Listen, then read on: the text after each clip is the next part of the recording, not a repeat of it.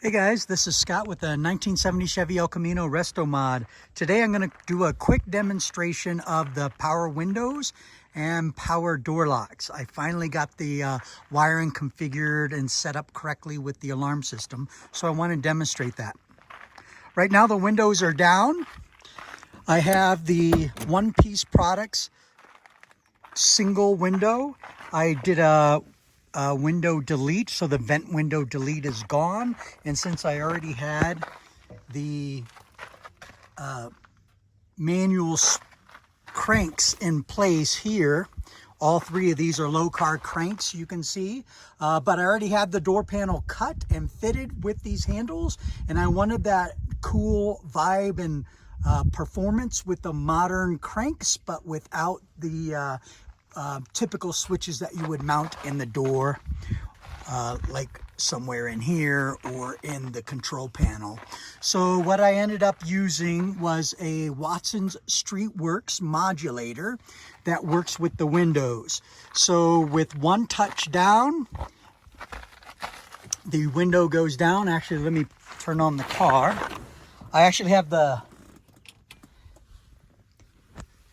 push button here. Just one push will go to accessory, and I have some of the auxiliary lighting and the power windows and door locks on that accessory switch rather than battery 12 volt or ignition. Once the ignition comes on, the headlights come on, the DRLs, so this allows me to control and be at car shows, and I don't have my headlights draining the battery, but I can still use the door locks and windows and the sound system.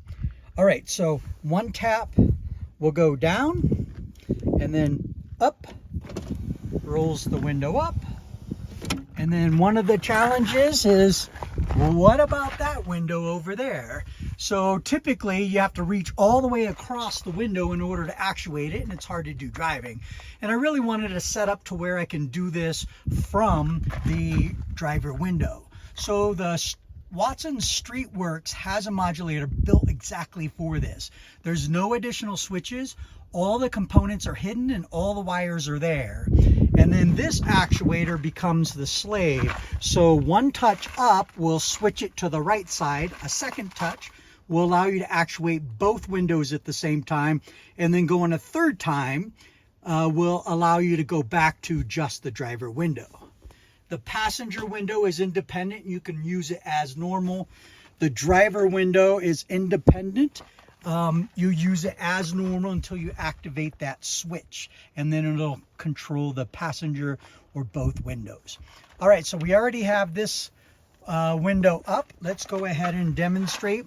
A quick tap there switches it over to passenger side window. You can see I'm going all the way up. I've got 20 seconds to control this window now. And so if I do another tap, I'll actually control both windows. So that one goes down, and then you can see this one went down as well.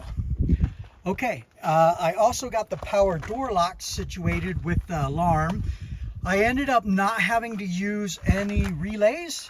I just tapped right into the existing wiring, but the new crank, which is this is Nu-Relics, new crank here and a new crank here. It's the same switch, but I had to deactivate and take off the ground wire from this in order to get the door lock to work.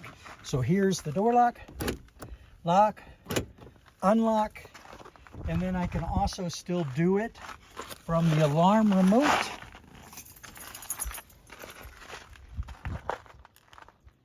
Lock, unlock. Without using the relay, I do notice that it's not quite as powerful using this switch as it is the car remote. I think I would get a little more power if I ran the relay. I might do that in the future, but for now it's working. All the handles and switches have a function.